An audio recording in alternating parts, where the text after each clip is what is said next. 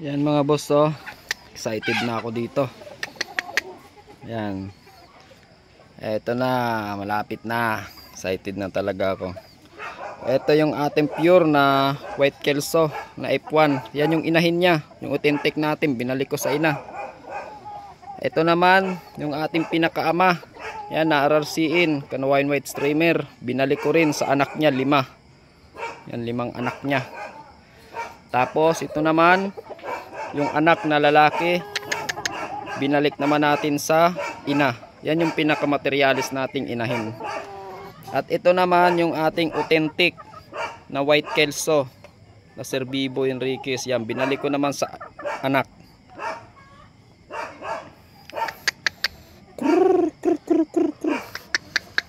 Ayan na. Ito pinagsasama-sama ko muna kasi paliliguan ko sila eh. Para masanay.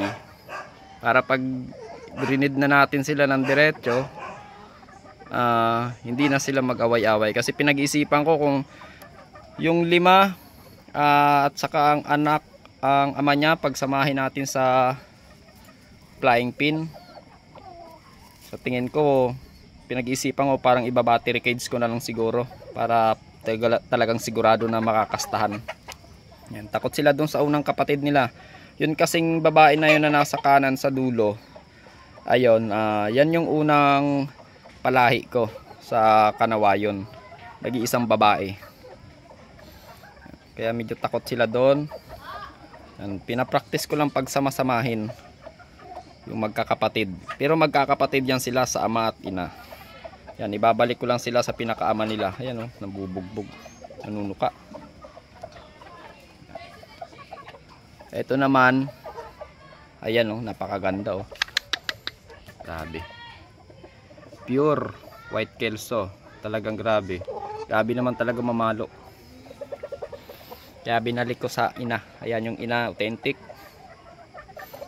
Yun naman, yung amang authentic naman, binalik ko naman sa anak. Yan. Yung anak naman yan, 2 tahid. Yan. 2 tahid niyan. Kaya piling-pili ko tong 1 piraso na to na tinira ko. Tapos may natitira pa yung 2 buntot. Ay 2 walang buntot. Ito yung ating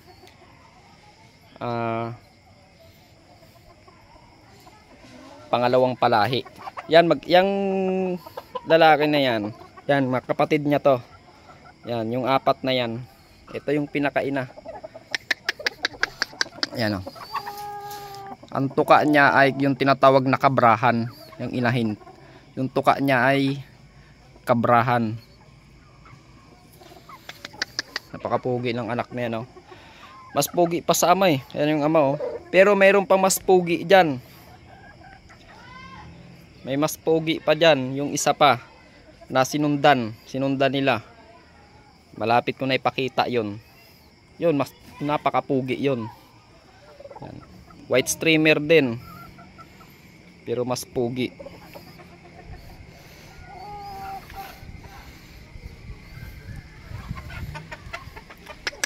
Naaway. Gisa-gisa natin.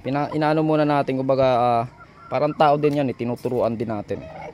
Para matuto sila na ano.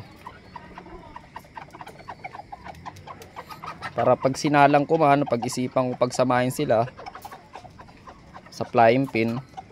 Pero para sa akin pa battery cage ko na lang talaga. Para sigurado ako talagang purong may similya talaga. Kasi nasubukan ko ng battery cage eh. Talagang mas maganda siya kasi talagang puro ang similya. Mukhang may hirap-hirapan na naman tong aking pinakaama. Ikaw ba naman 5 kakastahin mo? Yung unang palahi ko ang kinakastahan niya 4. Ngayon 5 na. Ngayon puros Kanawayon na ngayon na white streamer. Yan. Ito, dito ako nakatutok ngayon sa Kanawayon ko at saka sa Kanawayon RRC natin at dito sa Kanawayon na Bibo Enriquez. Yan, dito ako nakapokus ngayon. Bali, meron akong ibibreed din na yung authentic natin na super sweater.